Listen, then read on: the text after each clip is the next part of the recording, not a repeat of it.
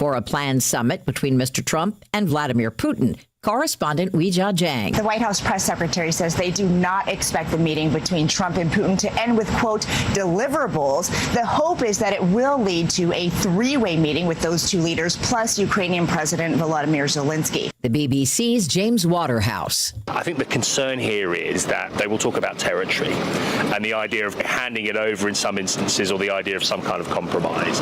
And we've heard Zelensky say we can't hand over territory because it'll just allow Russia to build further attacks in the future. Health officials and witnesses in Gaza say at least 25 people were killed trying to get to desperately needed food in Israeli gunfire today.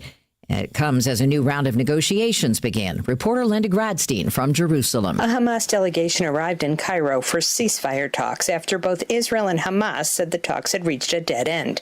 In an interview with an Israeli TV channel, Prime Minister Benjamin Netanyahu was asked if a 60-day partial ceasefire was still on the table. Netanyahu replied that he thinks it's behind us, saying that Israel tried, but that Hamas was misleading them. Word just in from Tennessee. Hamilton County's Office of Emergency Management says a mother, a father, and a child were all killed when a tree fell on their car during heavy rain and flash flooding in a suburb of Chattanooga this morning. Several people were rescued from homes and cars in East Ridge yesterday. There's more rain and flooding expected there today. News from a major appliance maker this morning. We bring good things to life. GE has plans to bring more jobs back to life in the U.S. CBS's Stacey Lynn explains. The company's investing more than $3 billion to expand its U.S. operations and plans to shift production of refrigerators, gas ranges, and water heaters out of China and Mexico. The investment is the second largest in the company's history and is expected to add more than 1,000 jobs. Sometimes the dread of going to school is too much. CBS's Michael George has those details. A survey of parents by the Kids Mental Health Foundation found while the number one reason was being physically sick, nearly a third of parents say their child missed school due to fear or anxiety.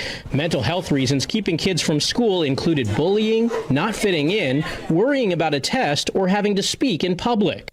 The Dow is up 373 points in early trading. This is CBS News. Think O'Reilly Auto Parts for all your car care needs.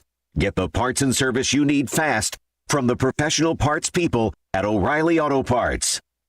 A couple years ago, I was in the bathroom at the airport when I dropped my smartphone in the toilet.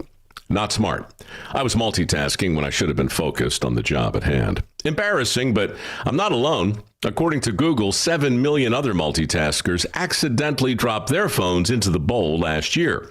A gentle reminder that right now you can get yourself a brand new Samsung Galaxy A36 absolutely free with a 30